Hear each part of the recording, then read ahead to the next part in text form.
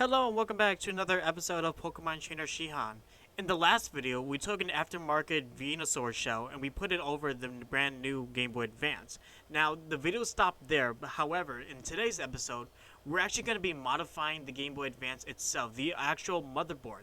We're going to give it brand new batteries, we're going to give it a audio amplifier, and even a new screen as well. So, sit back, relax, and enjoy. And here's the first modification that we're going to be doing, a audio amplifier.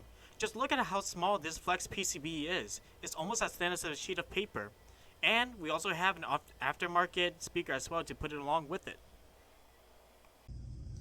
I have to interject right here because I forgot to record me actually soldering in the audio amp to the Game Boy Advance. I thought it pushed record, apparently I did not.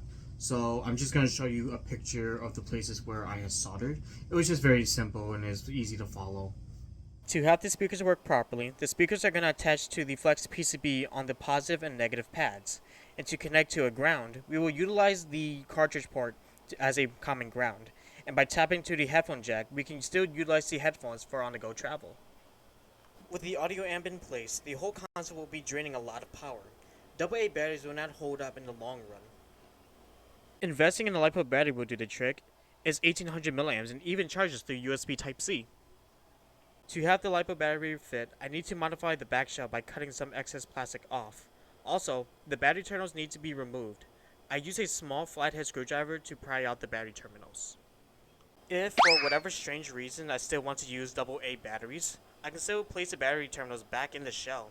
This modification is 100% reversible. Now it is time to cut the shell. There's just two places to snip. One is where the batteries separate from each other, and the other is at this flap. Again, this modification is reversible, but the golden rule about plastic is you can always remove plastic, but you can't reattach later on.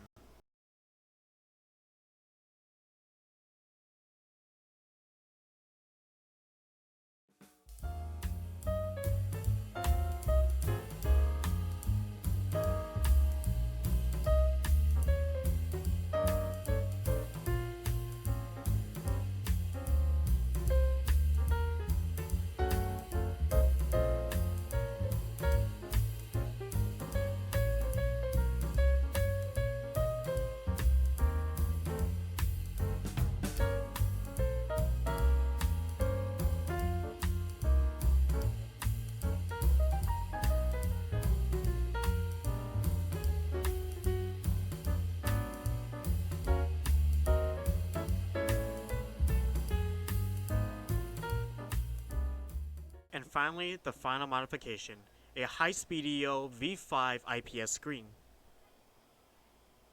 Fortunately, when I dry fit the IPS screen to the Game Boy, it did not fit the front half, so I had to trim quite a bit in order for it to fit right perfectly into the front shell. I finally peeled off the protector layer, revealing the adhesive tape to attach to the Game Boy. Then, I hurriedly shut it to be done once and for all.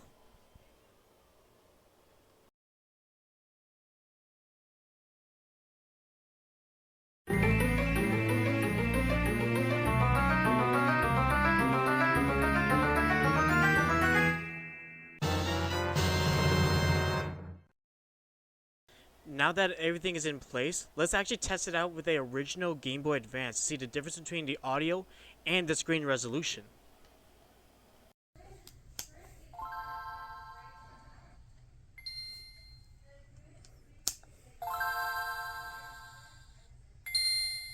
Well, that's going to be it for today's video, guys. Thank you all so much for watching. I absolutely love this Game Boy Advance.